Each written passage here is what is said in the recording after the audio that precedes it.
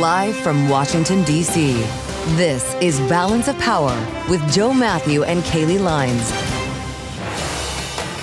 The U.S. bags 2 more tankers. Welcome to the Wednesday edition.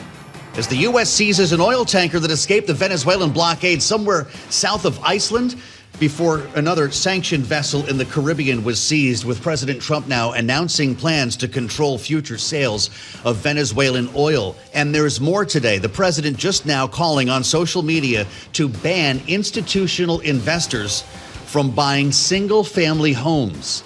I'm Joe Matthew alongside Tyler Kendall, who's in for Kaylee today live in Washington. This latest move here by the president is moving stocks, Tyler. Yeah, Blackstone, other home builders' stocks are sinking on the news. And it read to me like a direct message from President Trump to those members on the Senate Banking Committee and the House Financial Services Committee, because he wants Congress to codify that. And we have a member of one of those committees coming up, Congressman Bryan, Steil of Wisconsin. That's going to be a really interesting conversation. We had a lot of other things we wanted to ask him about. And this just emerged in the last 15 minutes, as you heard live here on Bloomberg. Moving stocks around, heritage homes falling to session lows. As you mentioned, Blackstone taking a hit on this, but also housing stocks like Lennar and like Invitation Homes, the biggest owner of single family homes for rent. All of these are being impacted at a time, Tyler, when affordability remains the biggest issue in Washington. Right. And you were talking about this last hour on Balance of Power, but it is very clear that this White House wants to coalesce around a message of affordability. And perhaps this could be a preview to the State of the Union address that we could get from President Trump, since he says that he'll detail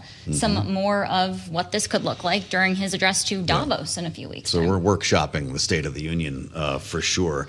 This is moving markets, obviously, but so too is our activity in Venezuela. We'll be looking at oil prices as well. And we're going to talk to Colonel Wayne Sanders, of course, from Bloomberg Intelligence, about everything we need to know about the seizure of these tankers and apparently the delivery of some 50 million barrels of oil, as the president said this morning. We had just in really the last hour, White House Press Secretary Caroline Leavitt outlining a little bit more. She says that the U.S. is selectively rolling back sanctions to facilitate the transport and the sale to the global oil market. But in terms of a timeline, that's still perhaps an open question. Here's what Secretary of State Marco Rubio told reporters on Capitol Hill earlier.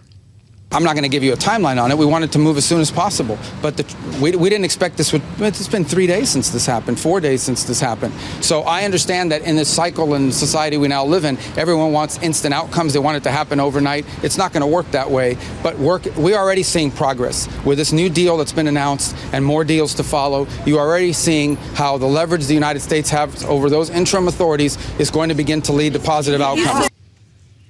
Which brings us to the headline on the terminal. U.S. seizes 2 more ships as Trump tightens Venezuela quarantine. One of these ships we chased halfway around the world. This is the one that escaped the blockade a couple of weeks ago in the Caribbean and made it almost all the way to Iceland, where we intercepted and boarded the ship earlier.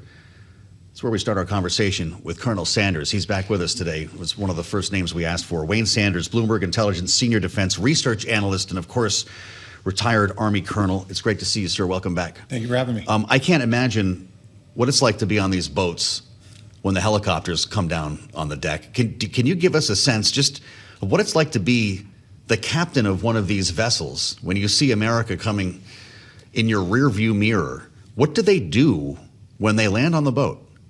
So first thing, if you're that captain and you actually see the U.S. Coast Guard coming from behind you, you then see AC-130 gunships flying over your head, along with something called an P-8 Poseidon, which is a sub-hunter. Yes, okay. These are all going around you and the U.K. is also involved. So you're in a real busy space all of a sudden. Absolutely. Yeah. And then all of a sudden now you are going to have a helicopter that's coming and you're having U.S. troops board your vessel to be able to take over.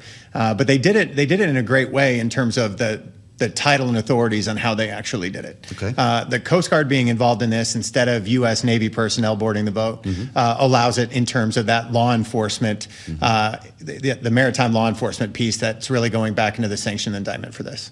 And that sort of ties to what we saw in Venezuela, right? When we hear the administration talk about executing a law enforcement action. Can you just talk to us about how critical that difference is when we're talking about actually going out, seizing what it means for the implications for our military? No, absolutely. So these were sanctioned vessels that dealt with black market oil, crude oil. And so as such, right, the difference between the Coast Guard and the Navy, if the Navy does it, it ends up having a much higher level escalation on the public stage. So the fact that the Coast Guard was the one that was following this vessel, they originally tried to board the vessel, a couple weeks ago, and then started following it, and they waited, the U.S. waited to board this until this point. Becomes key because it's not an act of war at that point in time. You are looking at it more in terms of the law enforcement side. The blockade stays in put. The skipper that was boarded a couple weeks ago, as well as then today, you've got the Marinera as well as the Sophia. So they're doing this under the law enforcement side. The Coast Guard is playing a pivotal role in this. Really interesting. This video that we're showing on Bloomberg TV and on YouTube is wild, taken with night goggles, I guess, or night vision here, as you see them climbing the stairs up to the bridge of this ship. And you see right now, if you're watching, the helicopter coming down on the deck of this boat. There they are climbing the stairs. Colonel, did they knock, or do they knock the door down? Well, I think at this point in time, they're looking for rules of engagement. Were probably very clear before they actually boarded that boat. So it's probably a no-knock warrant. A no-knock warrant that allows them to be able to go in and be able to do that. They've already provided entry at that point in time. They're already on the vessel. So at that point in time, what is going to provide them with the most force protection to be able to, and they always do it with the least amount, right? Escalation of force. So they're going to start at that lower level. And if you're that captain on a vessel, I think at that point in time, you've been followed by the Coast Guard. You've got the gunships ahead. I don't think you're going to resist, right? Leading up to this, we saw what appeared to be an escalation by Russia, right? They had sent a submarine to escort one of these tankers. Does this action by the U.S. risk inflaming those tensions between the U.S. and Russia? What do those sorts of communications look like between Washington and the Kremlin? Are there communications? There were, because Russia came and said that they were concerned about the fact that the Coast Guard was following along. But the U.S. comes in and talks about the fact this was a stateless vessel up until that point. This is not a this is not a Russian flagged vessel. When they avoided when the Marinera, back then actually was called the Bella One. When the Bella One tried to get down to the blockade, when they turned around, they immediately started to paint a Russian flag on the side, and then they provided the registration paperwork to Russia. Now, Russia normally actually inspects and does formal pieces before they actually register a vessel and flag them underneath theirs. They did not do that in this case. So then when the Russian submarine is coming up, they're the ones who actually provided a Title 10 military action, if you will, compared to the U.S. Coast Guard Title 14 or under Title 18 under law enforcement authorities. Both of those. That escalation actually came from Russia. So I think when looking at the political calculus on that was, hey, look, we still boarded the vessel using our law enforcement authorities.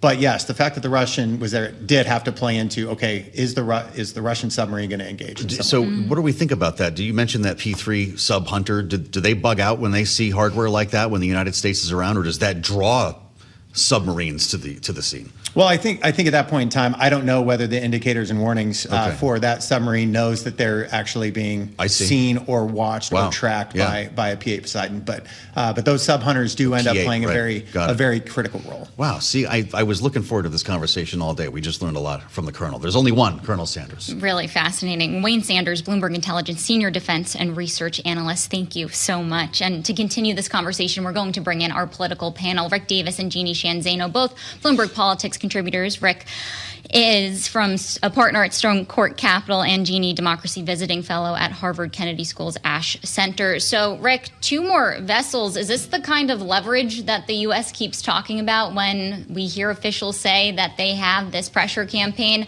to have Venezuela go along with the U.S.'s wishes in the country? Yeah, it's really kind of complex to follow the reporting on this. One day, yesterday, they were talking about dropping these sanctions and opening up for business as normal now that, we have freed Venezuela. And then in the same news cycle, we're chasing down these 2 vessels and boarding a third. So, it is a pressure campaign. Clearly, the U.S. felt that it needed more pressure on the current Venezuelan junta that's ruling the country. And we don't know why. We don't know what they have or have not done for us. But I think this is going to continue to break through the headlines. And even though the president was trying to change the subject today on housing pricing, I mean, we're going to be talking about Venezuela and chasing down, tankers, because it's a really sexy, interesting story. And, Donald Trump doesn't stand a chance of getting in the way of this one. Well, Rick makes a point here, Jeannie. It's like a Tom Clancy novel every day around here. What do Americans think when they see that video we were just showing of such a level of projection of American power and the risks that come with it? I think they see it as an example of how incredibly strong and powerful and disciplined our military is. And this capacity we've seen in these operations in just the last, 9,600 hours are incredible. And I don't think any American doubts that. But I do think, as you think about the risks, there are questions about why are we doing this? And politically, the president has not done a good job of explaining why this is in the interest of the United States and of Americans. And Rick just mentioned the issue of housing, which the president is trying to turn to today. This is what Americans really care about, is what is this going to do for us? And, when Donald Trump talks about the millions, billions of barrels of oil that are going to come in, he doesn't talk about how flooding the oil market like that will reduce the price. And that's not good for the oil market. Hear about that more from oil executives on Friday. So a lot of the messaging on this beyond the actual military operations is really muddled politically, and they're going to have to wrap their head around it. Otherwise, Americans see a president who's focused on other countries and other parts of the world and not the very big challenges we face here at home. Well, we can talk about those challenges and we can talk about housing because, Rick, to pick up on the headline that we ran at the top of the program, President Trump saying he would move to ban institutional investors from buying single-family homes. We've seen a lot of executive action from this White House, but this is an instance where he is calling on Congress to codify this policy. Is this something that could potentially actually get bipartisan support in this era of Congress? Sure. I think that anything that really goes to the heart of, the basket of issues around, prices is going to find attraction with both Republicans and Democrats. It's going to be very hard for everybody to set aside their partisan interests in an election year. So that being said, it all is going to depend upon what that policy is. But I think, when you look at the contributor to inflation and affordability that housing prices have represented really quite for some time since 2020. Since 2020, the Case-Shiller index on housing prices has gone up 68%. I mean, that has squeezed so many people out of the markets, and now you have corporations taking advantage of the inefficiency. What did Donald Trump say today? People should own houses, not corporations. That kind of simple phrasing is going to be attractive to both Republicans and Democrats. Yeah, that is a good line, Jeannie. Is that a line that Democrats wish they were already using? Because this is moving markets here. This is going to be a very big deal for these companies. And I just wonder if we should assume that this will bring housing prices down, because the president has actually expressed concern about raiding people's nest eggs, which is their home. That's right. I would say I think the Democrats have been well ahead on this. How many decades have we been hearing from Democrats that corporations are not people? And this speaks to the fact that Donald Trump once again has sided on the populist side of this, and I think rightly so. But I'm not convinced that there's not going to be pushback constitutionally and legally on this. How can you tell an institution, if indeed these corporations are legally defined as people, that they cannot purchase what they want to purchase? That's something that Republicans have talked about for an awfully long time. So I think it's going to be fascinating to see how that plays legally. But I do think the president, the White House, promised towards the end of last year that this was going to be a big year with aggressive housing reform plans. He talked about 50-year mortgages, all these kinds of things. And I think this is the first sort of shot across the bow on that. I think it's a good one for him. But again, It's going to be supported by Democrats. I'm not so sure how Republicans who talk about corporations as people are going to feel about the idea now that they can't buy homes. And by the way, does that mean they can no longer fund campaigns? I certainly hope not, but the president hasn't said anything about that either. No, I don't know if we're going to be doing that today. Rick, we all thought the same thing when this post hit Truth Social, and that was the State of the Union. This is the type of thing that a president would roll out in the big speech before the joint session of Congress, and we know that the invitation is likely soon to go. When you step back and think about that framing of the president's second year here, how much of the State of the Union is going to be about this, domestic affordability, versus geopolitics and the Don Roe doctrine? Well, I can't imagine the Don Roe doctrine, or at least, his corollary to the Monroe doctrine, isn't going to be a central focus of how he believes he's helping America by being able to establish, these relationships in a place like Venezuela, and look at how much we've gotten already out of it. 50 million barrels of oil. Can't help himself. So I think there will be a litany of that. And by the way, right, we've got all these looming tariffs that are supposedly delivering trillions of dollars to the federal government. I mean, I think that we're going to see an accounting of how rich the country is based on what he's done. And I think these kinds of things like the housing device that he's come up with is a way of trying to protect himself from looking like he's leaving people behind. Fascinating moment here, and we expect we'll be hearing from the president later on today about it. Rick Davis and Jeanne Zaino, thank you both. With the EO and maybe legislation forthcoming, we'll talk about it later with Congressman Bryan Steil here on Bloomberg. This housing story that Charlie was just referring to, it's moving stocks across the board, from Blackstone to Pulte to Invitation Homes. We learned about it on Truth Social. For a very long time, the president writing, buying and owning a home was considered the pinnacle of the American dream, the reward for working hard and doing the right thing. But now, because of the record high inflation caused by Joe Biden and the Democrats in Congress, he says that American dream is increasingly out of reach for far too many people. And so, as I read down here, he says, I'm immediately taking steps to ban large institutional investors from buying more single-family homes, and I will be calling on Congress to codify it. It is where we start our conversation with Congressman Bryan Steil, the Republican from Wisconsin who chairs the House Administration Committee and serves on House Financial Services, with us now live from Capitol Hill. And Congressman, it's great to see you in the new year. Thanks for joining us here, as always, on Bloomberg TV and radio. I'm assuming this is something that comes out of FinServ. I'm wondering your thoughts on this, where legislation might be sourced, and is this an idea that Republicans can get behind? Well, far too many people can't afford the homes that they could have a generation ago.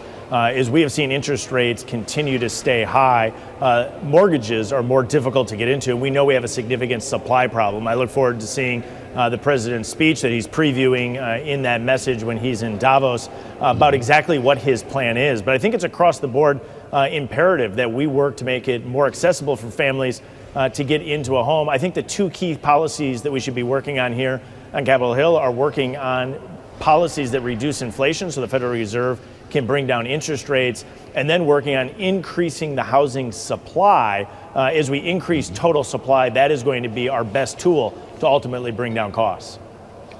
But for clarity, Congressman, would you support a bill banning institutional investors from buying single-family homes as outlined by the president? And can you give us any insight into whether or not this was a surprise? Was this dropped in Congress's lap, or was House Financial Services, for example, given a heads up beforehand?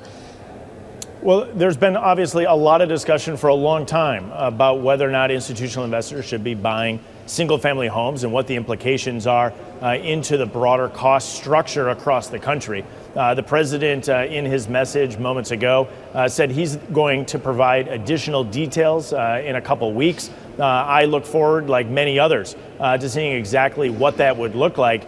Again, to me, the biggest thing that we can be doing in Washington is reducing inflation to lower interest rates and working to increase total housing supply by removing, in particular, regulatory red tape. So I look forward to seeing the proposal, evaluating it when we do, but working broadly to make sure that we are working to make housing more affordable and accessible to families in the United States.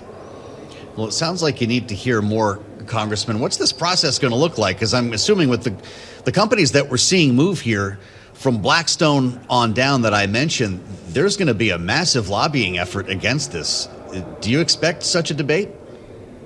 Well, this debate has, in many ways, been ongoing for months. I think there is a lot of concern about what is driving up housing costs, making getting into, in particular, a new home for young couples more and more difficult. I think there's a lot of policies that have been on the table. The Financial Services Committee moved forward a housing package just before Christmas with broad bipartisan support, showing that even here in a period of time of hyperpartisanship, we're able to move legislation to bring down the cost of housing. I applaud the president for engaging in this space and look forward to seeing the proposal.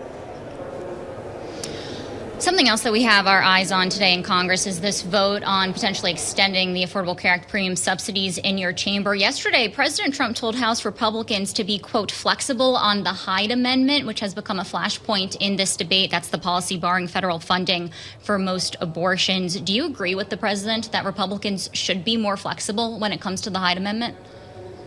I don't think Americans should be required to pay for abortions. I think the Hyde Amendment is an important amendment that protects Americans who do not support federal funding of abortions. That said, I think there's a big opportunity to make sure that we're lowering the cost of health care for all Americans. And that's what's so important here. So many Americans can't afford and utilize the health insurance, even if they have health insurance. There's a lot of proposals on the table. Republicans have moved forward with a number of them, things such as PBM reform, that we should be working collectively together. Yet we often are seeing just really aggressive positions from Democrats on this position that's making it difficult to find that broad common ground that I think does exist in many ways to lower the cost of health care for all Americans. So where do you think this is going, Congressman? We've got this discharge petition that Tyler refers to that's going to bring a floor vote, I believe, tomorrow on extending Obamacare subsidies. There is not a companion bill in the Senate. Is this just a show vote, or is this the beginning of a renewed effort to find a bridge to a different plan? A discharge petition is really a blunt force instrument to force a debate on any given topic. As I have often said, inside the Democrat-drafted subsidies that are going to insurance companies, there's significant waste, fraud, and abuse, and there's Biden administration memos from their Treasury Department outlining how this is being abused by insurance companies. And so at a minimum, we would need significant reforms. I think broadly, there is space where we can work to lower the cost of health care for all Americans. And I think, again, PBM reform, HSAs, in empowering individuals to be purchasing that insurance rather than empowering insurance companies, as the Democrat legislation has done, is the best path forward. In the final minute we have you, Congressman, do we have any insight into when President Trump's State of the Union address is going to happen? Is it on track for the end of February as we get some previews from him in his post today? I don't have the scheduling in front of me, but I would assume that it will be in that time frame. That's when it's historically been. And this is a great opportunity for the president to come to Capitol Hill, not only to explain to the American people in clear terms what we have already accomplished and how Americans will see more income in their paychecks as a result of the One Big Beautiful Bill and the tax reductions, about the success we've had at securing the border, but also about the work that we still need to do yet this year and some of the heavy lifts that we have in front of us to continue to get this country back on track. All right, Congressman Bryan Steil, Republican representing Wisconsin's 1st District and chair of the House Administration Committee. Thanks for joining us here on Bloomberg. And we're going to bring back in our political panel, Bloomberg Politics contributors Rick Davis and Jeanne Zaino, to extend the conversation. Rick, let's pick up on healthcare because this is going to make some headlines this week. Where do you actually see this debate heading? Is this, at this point, a messaging ploy, or can we actually get some tangible policy this week?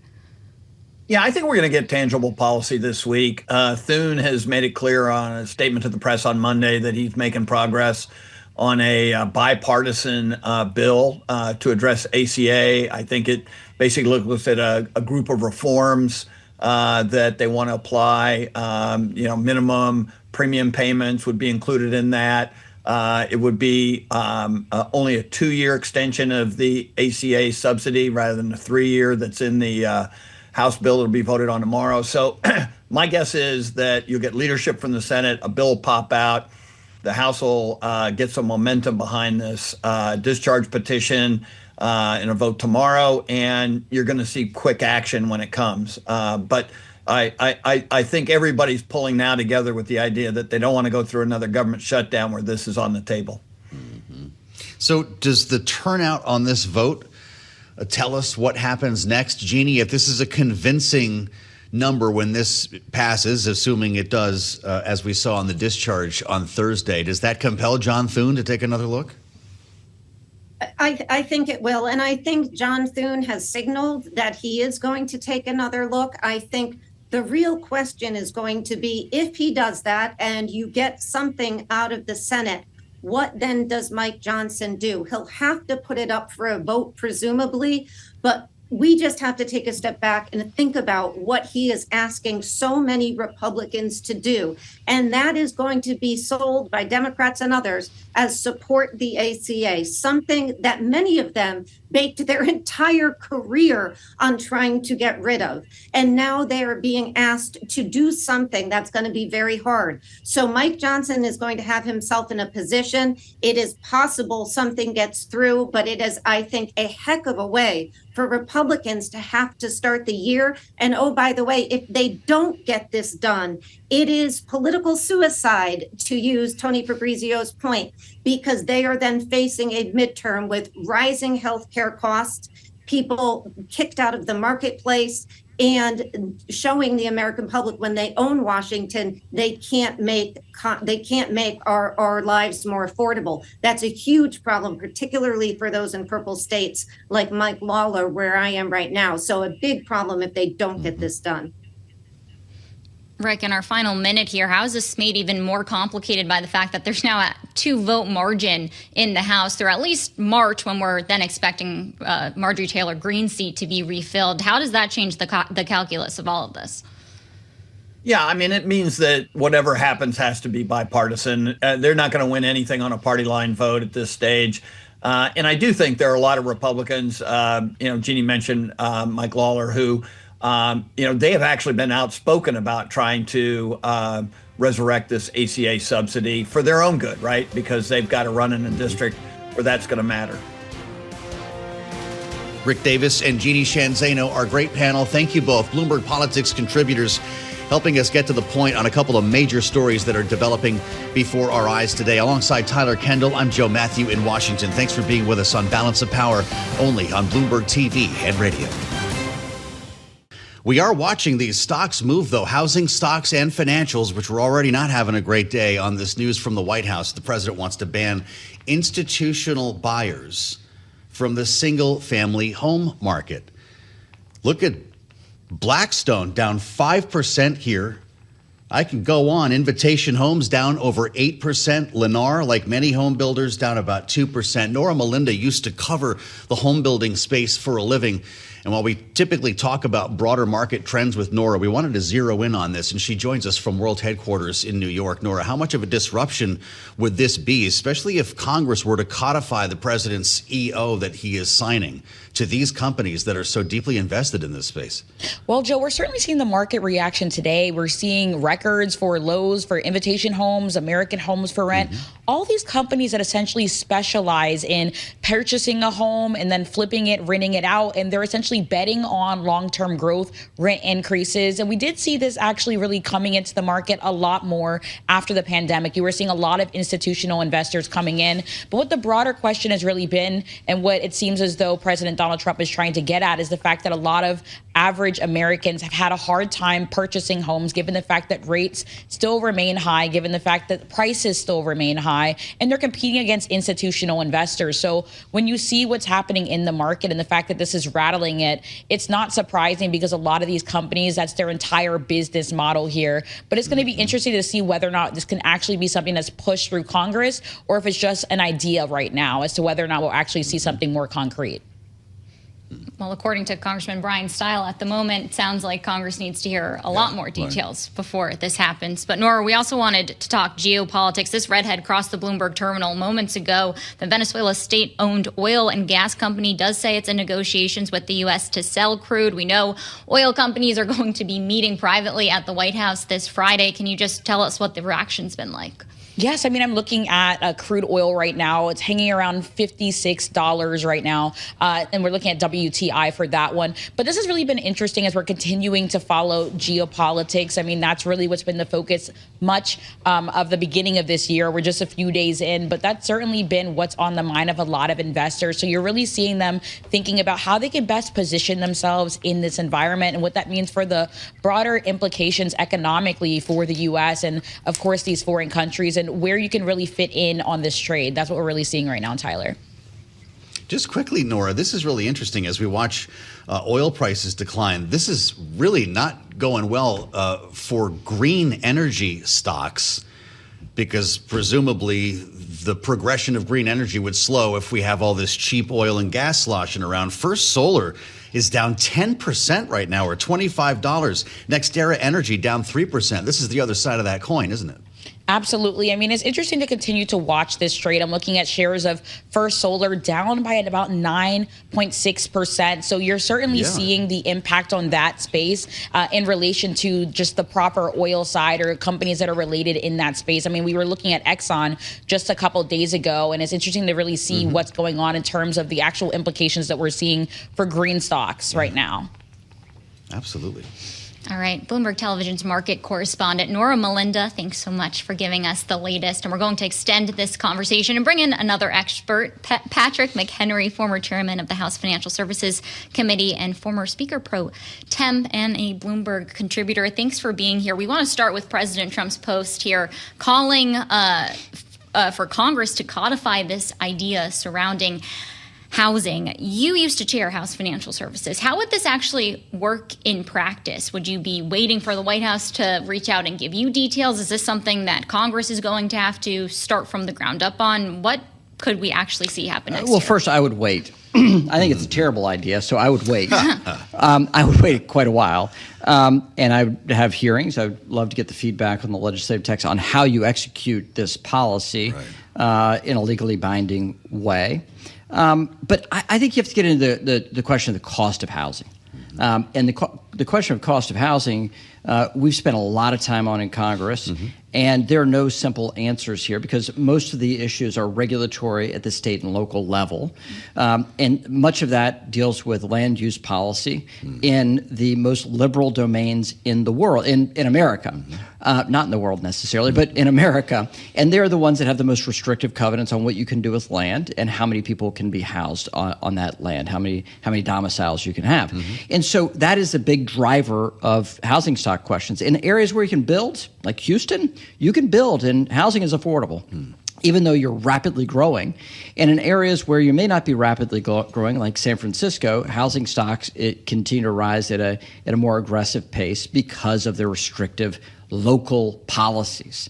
So this is not all a federal issue, frankly. It was only moments after the president put this post on Truth Social, we heard from, of all people, Bernie Moreno, not Bernie Sanders, who writes on Twitter, millions of young Americans have been locked out of the American dream.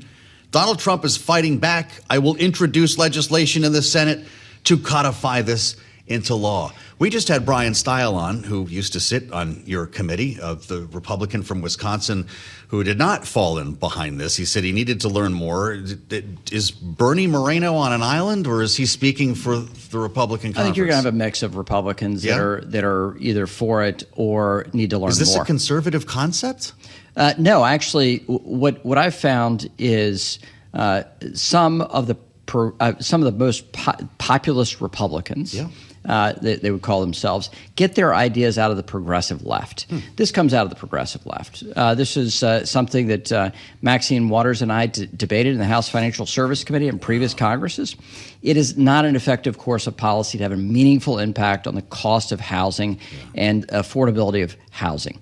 In fact, the numbers of this, the numbers affected by larger groups of ownership structures for housing, individual houses, is rather low in America. It's a very, very small percentage. And so I don't think this has a grand effect. It does have a big statement, though, that the president does care about housing affordability, thinks it is meaningful, and is something he should speak to. This goes into the question of affordability and how the administration is going to address it. Yeah. They are going to be aggressive here, and they are not going to be dogmatic. And I think that's the key takeaway here, both for the market, but also the electorate. For the midterm. Well, I was going to ask, do you think Republicans have a policy problem or a messaging problem? Or maybe you think no problem at all, but when we see what happened in November, Republicans losing a slew of elections, you see polling sagging for the president, but importantly, consumer sentiment also going down. And we know voters want to hear more about what the president's going to do when it comes to affordability. Well, the overall economic data is rather strong. The president is right about that. But you get into what is underlying the growth of the market. It's around the hyperscalers. It's around AI deployment and the build in AI. We see that in GDP numbers. Without AI and the AI build, we'd have a flat GDP, not a growing GDP. Mm-hmm. So you see this in under the hood, if you will, and that is much more problematic. The additional piece is you're 1 year in on administration, not even 1 year in on the effects of their policy. So the effects of the president's regulatory relief, the extension of the Tax Cuts and Jobs Act, the work that they're doing with the administrative state and paring down the federal workforce and the expense of the federal government does have an impact over time, but it does take time for those to impact voter sentiment and their feel. But you can't take the Biden message and say what you're feeling is not justified. What the voters are feeling is still a real thing that has to be dealt with by the political class. And if you don't respond to it, well, you fall victim to voter sentiment, and they kick you out. Interesting. Well, I want you to bring us into the Speaker's office. We heard from Mike Johnson earlier today. Not a fan of extending Obamacare subsidies with regard to the whole affordability issue, but needs to figure out a way to fund the government before the end of this month. And it sounds like he's pretty optimistic. Here's the Speaker from earlier. This week, the House is going to advance, as you heard, the next set of the FY26 appropriations bills. We're going to continue our strides to restore regular order around here and get back to the appropriations process. We're not totally there yet on the full, what you would fully call regular order, but my, have we pushed this boulder up that hill. Now, we're not ready to start playing the regular order drinking game yet, which is very popular around here at Bloomberg. But in all seriousness, how does this shake out? You get a short-term CR so these minibus bits of legislation can pass? Is it as simple as this? We were talking about maybe another shutdown a couple months ago. Sure, and I don't think you take the shutdown off. I think this idea that there's 0% chance of a shutdown is absurd. Wow. So how do you get through this? Well, it's incumbent upon the Senate to produce bills. That is the key benchmark here. You have to have 60 votes. The reason why we had a government shutdown is because the Democratic minority withheld the votes for the Republican majority to pass appropriations bills. You needed 60 votes. Yep. Republicans don't have a majority. They have a 53-seat majority in the Senate. That is the crux of the problem. And so for the House to make it their problem is not correct. They should wait, see what the Senate can do, and then pass what the Senate can do. That is actually the way for you to have a continuing resolution and to have minibuses that are structurally okay enough to pass. So I do think my view is you will have a resolution to government funding.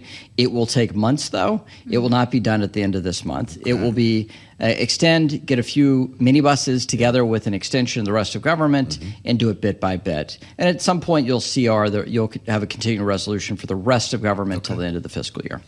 Obamacare and health care is a different matter altogether. For Republicans to make it their problem is really not politically smart. Healthcare policy in America today has been almost entirely written by the Democratic Party. Medicare, Medicaid, designed by the Democratic supermajorities. You have Obamacare, same. There aren't Republican votes for those big pieces of federal legislation here. We have 10 million Americans that are affected by the loss of these additional subsidies under Obamacare that were put in place during COVID. Yep. Their expiration does not mean that these individuals are directly affected. It means the states may be able to take action to backfill some of this. But for Republicans to step into the narrative of rising healthcare costs, well, they were rising before. They're actually no better now post-Obamacare than before Obamacare. And people like their healthcare system less today than they did a decade and 2 decades ago. So the problem's the same, and Republicans stepping into this and trying to take ownership of it, well, that becomes a political problem, not a change of policy. Final 30 seconds that we have here, though. Is this going to result in tangible policy this year when it comes to healthcare? And you hear the president talking about giving more money to consumers. We saw Bill Cassidy's law for HSAs ultimately fail. Is there appetite to make real changes when it comes to costs and healthcare? The House can pass the president's health initiatives to give money directly to individuals. The Senate doesn't have the vote. They don't have the votes to do that. So the Katie Britt group in the Senate is the one to watch. If they can come to some conclusion within the next month, that will be the going concern. That will become the law of the land. If they cannot come to some conclusion, and I don't think they will, because it's not in the Democratic Party's interest to help Republicans out of their own bind that they've created for themselves, then we'll see you at the ballot box, and we'll see what happens. Patrick McHenry, aren't you excited for the State of the Union? Is that a mudslinging fest this time or what? Oh my gosh. It's going to be a shouting fest is what it will be. Fasten your chin straps. Once again, Bloomberg Politics contributor, former Speaker Pro Tem, the great Patrick McHenry. Alongside Tyler Kendall, I'm Joe Matthews. See you on the late edition of Balance of Power here on Bloomberg.